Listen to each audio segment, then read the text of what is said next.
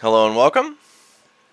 This is PappaZappa, and I'm very excited to bring you my 6th solo Let's Play, Ninja Gaiden 2 on the Xbox 360. Our second game from 2008. This is going to be something else. We're going to be playing Path of the Warrior for all of you hardcore gamers out there. Do I want to begin the game? No. Let's see here. There we go. Legendary Black Falcon will be fine. Chapter 1, Sky City, Tokyo. Special Agent Sonia appears at the door of the tiny shop run by Master Swordsmith Miramasa amidst the skyscrapers of Tokyo. She inquires after the ninja Ryu Hayabusa, his whereabouts a mystery. She brings news of a terrible danger facing the world, bearing a message that must reach Hayabusa at any cost. As night falls, the evil Black Spider clan emerges from the shadows to infest the streets of this unsuspecting city. Boom. Let's go right in. One of, if not my favorite game of all time, Ninja Gaiden 2 is pretty much the pinnacle of action games, in my opinion. It has the best gore, I think, of any action game. It's got some really cool designs, some really cool settings. I'm a big fan of the main character you play as, Ryu Hayabusa, as well as the various weapons that he has in this, of which there are 8 primaries, like 5 ranged weapons you get.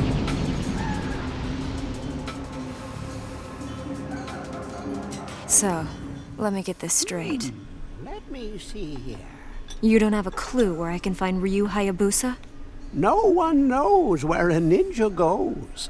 If he isn't at the Hayabusa village, he could be halfway around the world. Sonia, was it? Do you have business with Ryu? I do. And what might that be? All I'll say is that it concerns the Archfiend.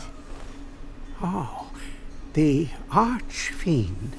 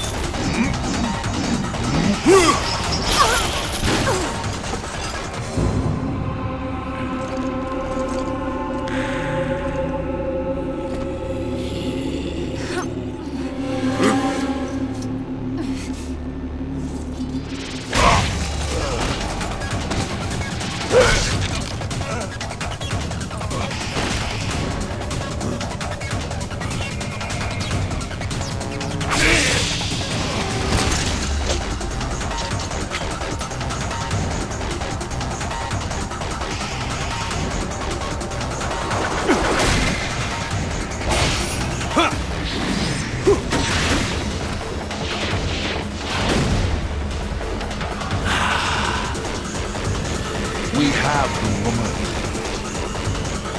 I expected more, Ryu Hayabusa.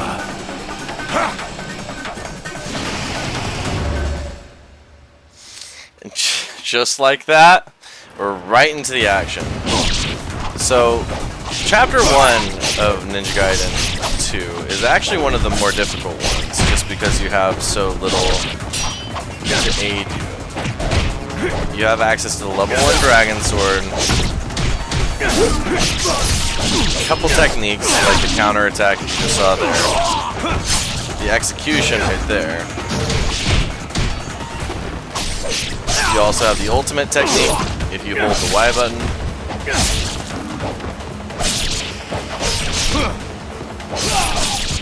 Alright, nice. Cleared the first encounter fairly well. If you see these kind of things, you can break them. Sometimes there's money inside. And then these are our save statues, where we can regain health once, and as well as save the game whenever we want to return to those.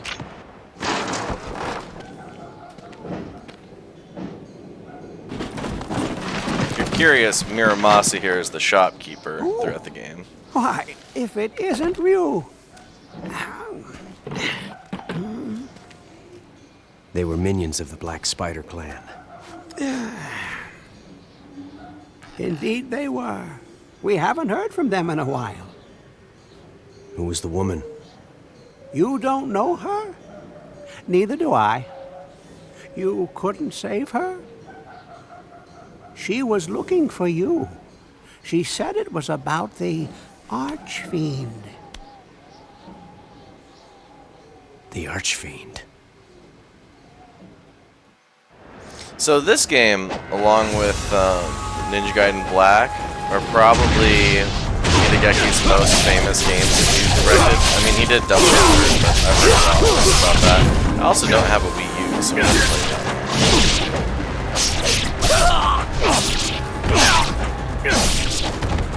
Now, I mean, immediately there's going to be a lot of like, well, if he's a ninja, then why isn't he stealthing around? Well, because he does not behave like a ninja. In this world, ninja essentially means unstoppable juggernaut that goes through and just destroys everything in its path. So this little maneuver we got going on here, the jump and then spin, it seems to me to be the fastest way to get around. And then whenever you see a box like that, it's going to contain loot or some variety for you to contain. Now this is the ultimate technique. When you hold the Y button and charge up, you'll get a really cool like combo attack that when you successfully activate it, it kills a whole bunch of people. Well, not always, but it gives you a lot of money for it.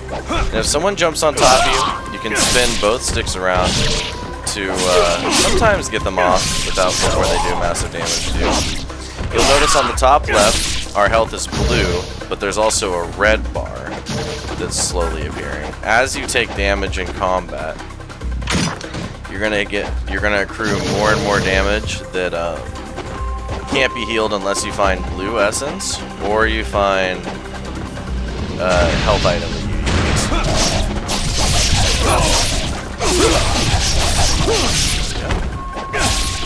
Now you might be wondering why it is we're playing on normal instead of like hard or easy. Well, I'm pretty comfortable with normal difficulty, but it's still really challenging, so for me that seems to be what works best. If you want to see Master Ninja content, I recommend going and checking out Vic Benedict. He's uploaded like probably 10 or more playthroughs of Ninja Gaiden 2 on Master Ninja over the years. In fact, without him, I wouldn't have been able to beat Ninja Gaiden Black on easy even, just because I watched his Master Ninja playthrough, and that helped me get a lot of tips that I need before I can actually handle that. Now, for this, we're going to need to do some wall running. Really simple. You just press A when you're next to a wall, and keep running in that direction. I just love how visceral some of these takes down. Now, the flying teleport move is the flying swallow. Really good. You just have to be in the air and press the Y button towards a direction. In Ninja Gaiden 2, a lot better than it was in Ninja Gaiden Black, because you kind of needed to be next to an enemy before it really worked. And just like that, we've been awarded Nimpo. Nimpo is like our magic ability. This one's the Art of the Inferno, which is arguably the best. Greeted by some more ninjas down here.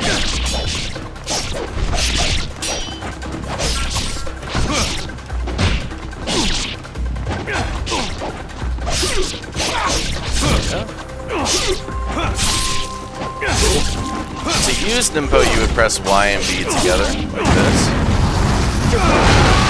And it's pretty good for giving you invincibility frames.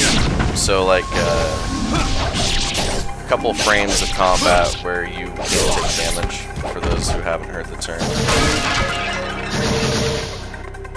And we did that because I know that there's some resistance in that chest right there.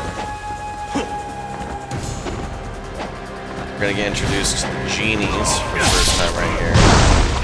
These guys will teleport around and cast magic out from under you. It makes sense to introduce them right after you get Nimpo.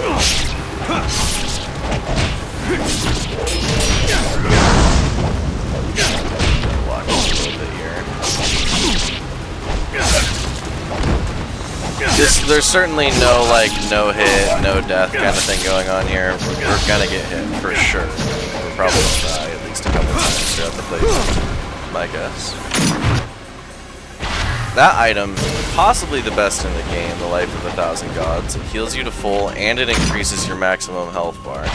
But they're very sparse throughout the game, so you gotta be a bit careful.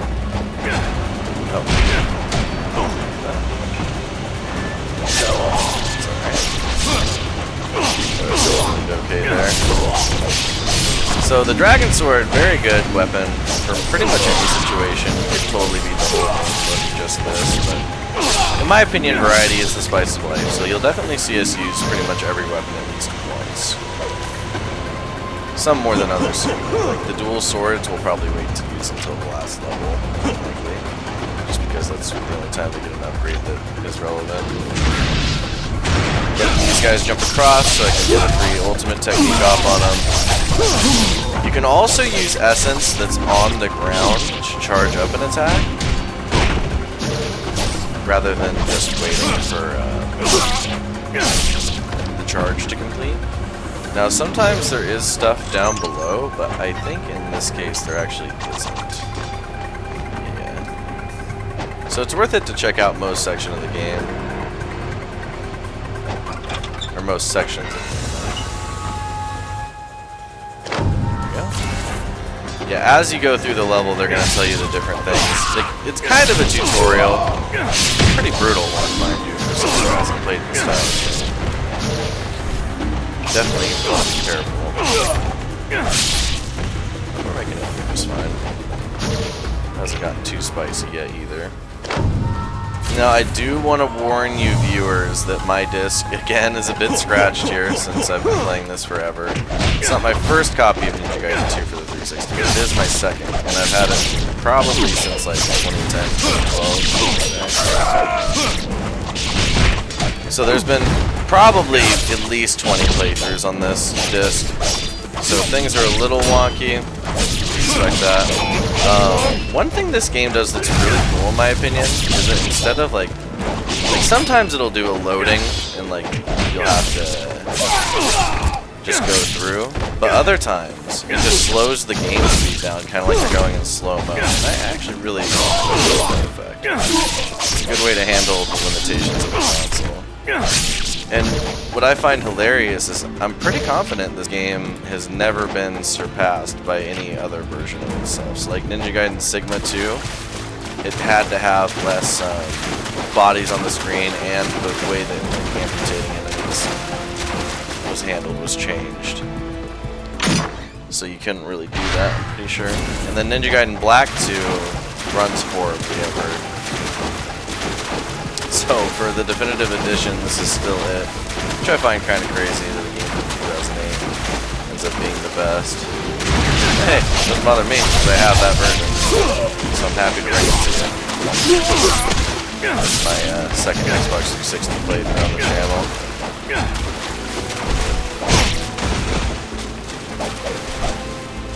Sometimes it's just really against these guys.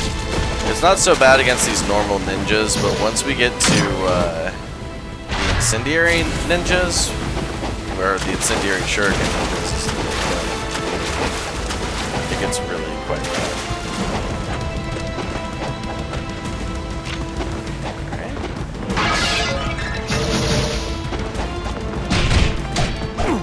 Gotta be careful here. So it's left trigger to block. And if you manage to time your attack at the exact same time as an attack strikes you, you get a counter-attack off, which is usually pretty powerful, and will either kill the enemy or severely hamper them. And if you see someone missing an arm or a leg, or a head in some cases, it is very wise to destroy them, because they sometimes have unique attacks that can deal massive damage. And at this early stage in the game, we don't really have much health to spare. So definitely want to be careful on that. This staircase right here, I know for a fact these two enemies will respawn forever if you just keep going back and forth. So if you really wanted to farm money, you can do that right here. There's also some bowmen up above. that we could take care of, and the collectibles in this game, the crystal skulls, which are completely optional and do nothing other than like, giving you achievements, are up there. So just something to keep in mind trying to grab those. I really like how this game took away the fact that collectibles were tied to gameplay, because in Ninja Gaiden Black, the golden scarabs, there's 50 of them, they're really easy to miss, some of them, and a lot of game items are tied to them. So it's very much hassle to try and get that going, which is, I think, ultimately why I prefer Ninja Gaiden 2 to Black, along with the dismountable system that's as well. The game is a little shorter than Ninja Gaiden Black. Item. The gods. If you get 9 of them, you can combine them and they'll have the same effect as the 1,000 gods. Yeah, this is that slowdown I was talking about.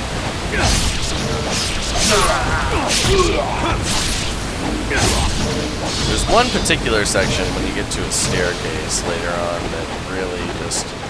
It feels, I'll for lack of a better word, epic.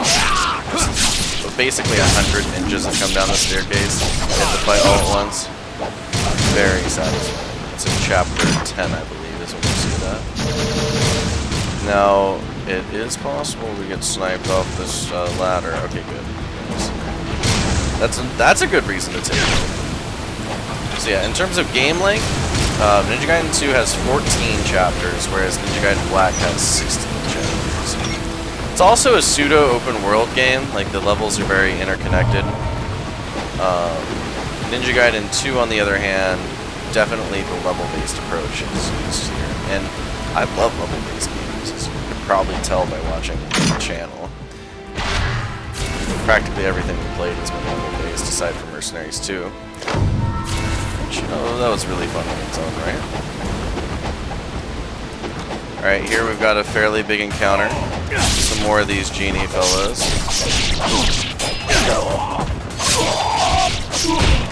Yeah, you spin those sticks around, get those guys off you. Take advantage of the flying swallow. We don't yet have the Azuna drop. And then if you see red essence, feel free to use your Nympho, because you're gonna get your thing replenished. You're getting your Nympho replenished.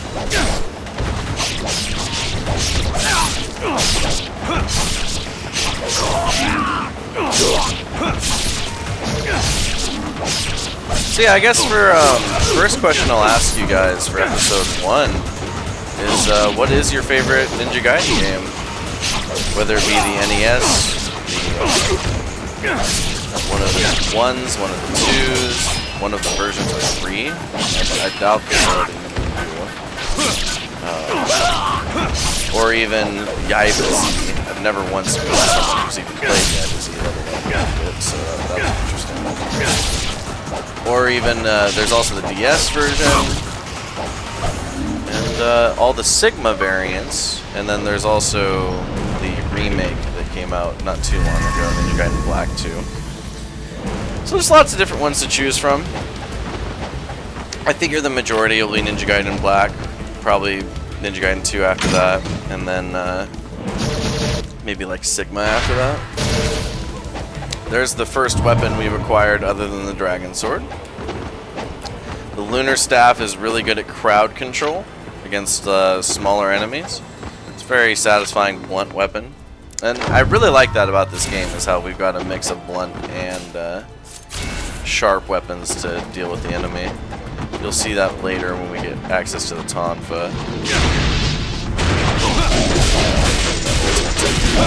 The Lunar Staff has a really strong ultimate technique.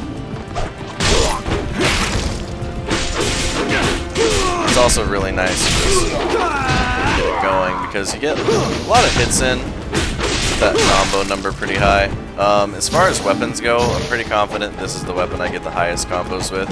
Especially considering there's an underwater section in chapter 10? I think it's chapter 10, where you have to fight some like demon fish things in there. Real Real spooky, but if you just spin the lunar staff around, you get like over 200 combo on them. Pretty cool. So the different minor healing items, you got the Herb of Spiritual Life, which is we're going to reduce a minor amount of health, and then the Grain of Spiritual Life, which reduces a moderate amount of health. You can hold 3 of each of them, so definitely try and hold 3 of each. You can buy them from the store, but you can also find them fairly often throughout the game world. So just keep your eyes open, and there's going to be help for you to use. Now, this section, they're very adamant about you using the essence that's floating around to try and get an ultimate technique down, like that. I mean, it's not like it's not good. It's certainly a good idea. Oh, just a little too far away. Certain weapons have better reach than others. We'll get the Eclipse Scythe around the end of chapter 6. That one has a lot of reach. The Kusarigama's got a pretty decent amount. You get that at chapter 5. Oh, just through the... They sure do love jumping you on this. Now, I do recall hearing from Itagaki that when people were testing it, they said it was too hard. So he told them to make it harder. Which I find to be really funny personally, but you know. Now this is the shop. Miramasa is going to be hanging out in here. Oh. And you can buy healing items from him. These are Ninpo replenishing items, and this is the one-time revival item. And then you can also upgrade your weapons here. We're going to go ahead and upgrade the Dragon Sword to level 2 right away. Whenever you upgrade a weapon, it's going to give you access to more moves, which effectively increases your damage because you can string out the longer combos. Now, because we're playing on normal difficulty, we do not get a Talisman of Rebirth right away. If you're playing on easy, you will. Against these bats, I recommend using the Lunar Staff, just spamming Y.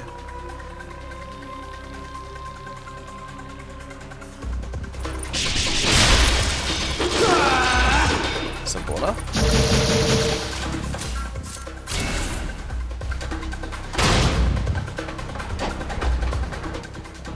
Yeah, just in chapter 1, it's a very varied map. It's to very much overused.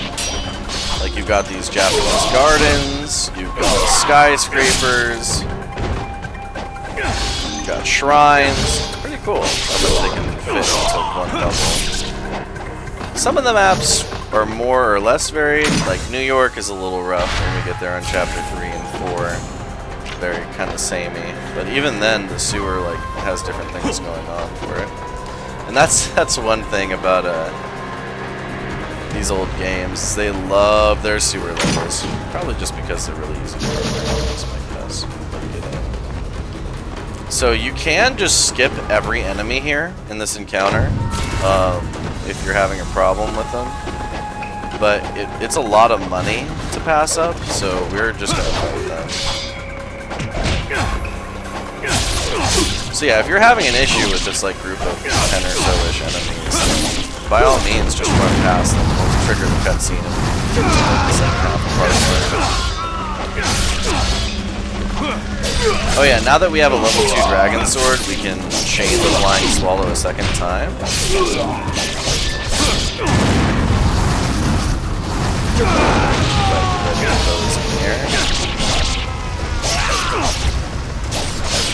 And there it is, the Azuna drop. Pretty simple. If you do X, Y, X, X, X, Y, I think is all it is. It doesn't sound that simple, but it becomes a muscle memory thing at some point. That's how a lot of Ninja Gaiden 2 plays. You really feel like you're kind of becoming one with the controller, which I really enjoy. Let's go march forward towards destiny.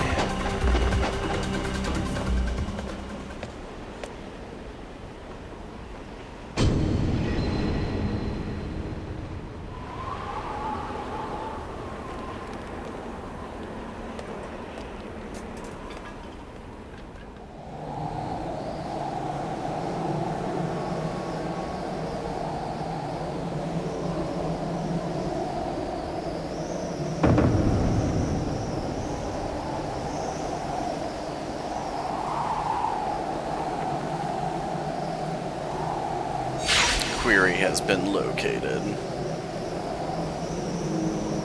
How dare they? Rio to the rescue!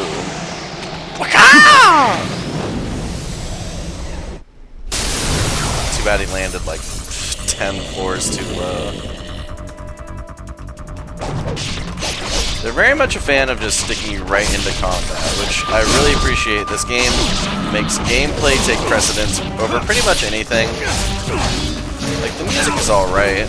Fits sometimes. There's some tracks I'm not particularly fond of. Like, Chapter 6 has a couple I don't really care for. The story is something that kind of makes sense. Look at it in a weird way, like you're watching Caesar's video. Just put plot holes and they won't be there, I guess. Got a bunch more around this corner. Go ahead and charge up an ultimate technique. Oh, that's...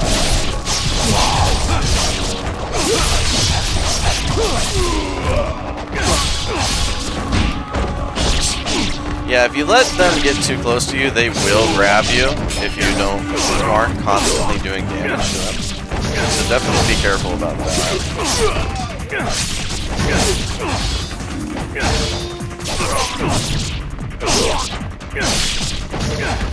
Oh, there's a lot of ninjas here.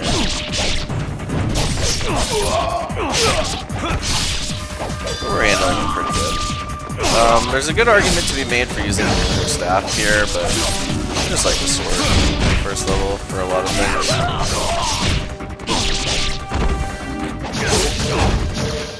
Darn. Looks like we missed red essences there.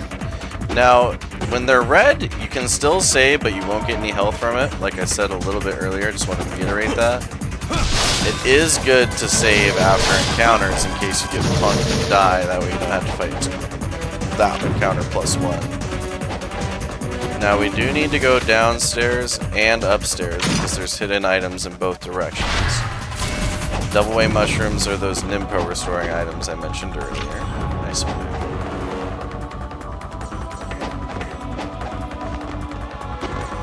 Kind of weird that the Xbox was so involved with Japanese developers when it's a very American idea. Now, if you just stay up here, they'll keep coming to you, but they should fear me, not the other way around. Yeah, I say that as a kid. Oh hey, the genies are here. Alright, when they're this close to you, you use the Art of the Inferno.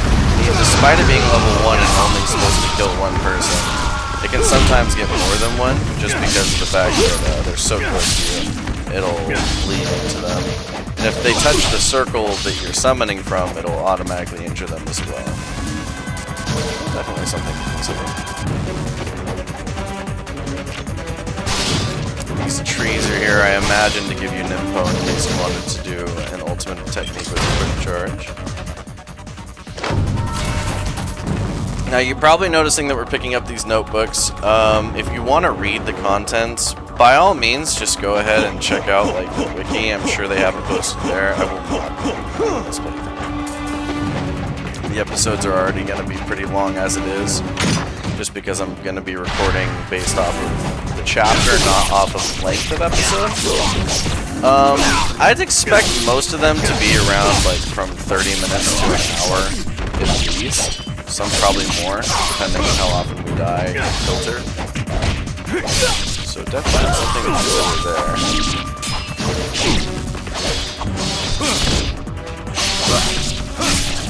There we go. Talking about a satisfying finish.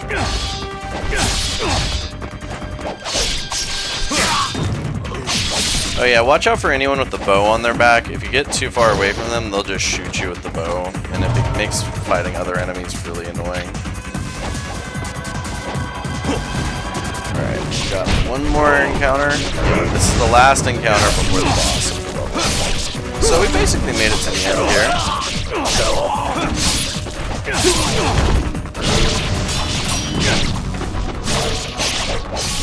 And I enjoy this game so much. It is just a blast.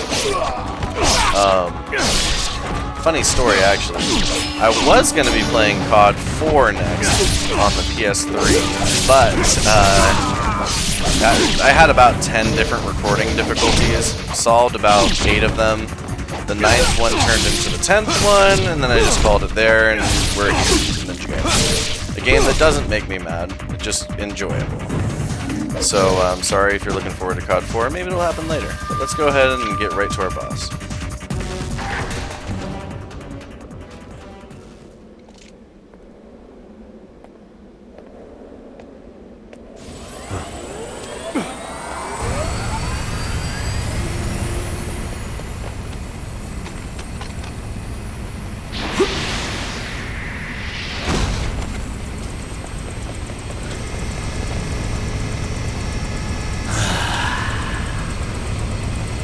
You shall not pass.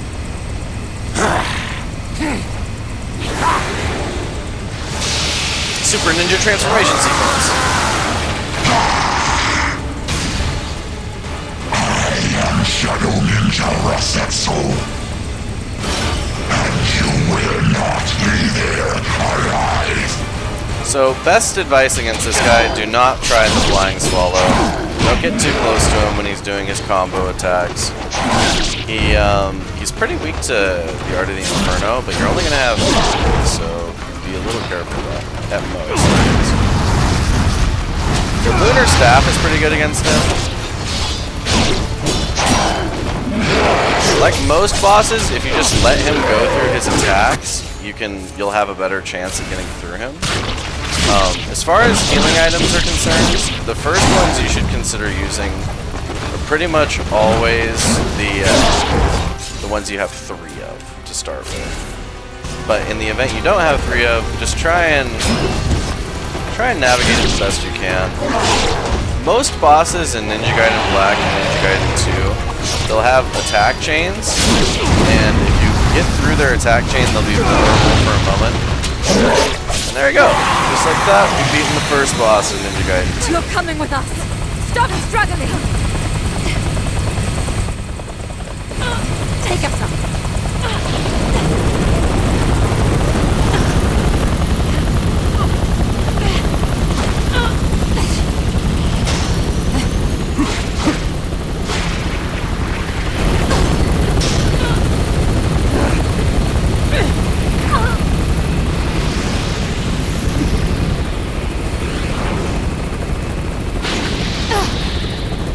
You can have her, Ryu Hayabusa. She's just a tool of the CIA. You fought at the time. Good to know the villains are anti-government. This is one of those rare games where the CIA is actually a force for good. I finally found you. So, what does the CIA want with me? We have a serious problem. The Fiends are trying to resurrect the Archfiend. We can't let that happen. I see the agency's broadened its horizons. Ryu, they're heading for the Hayabusa village. They're after the demon statue. Your clan is in danger.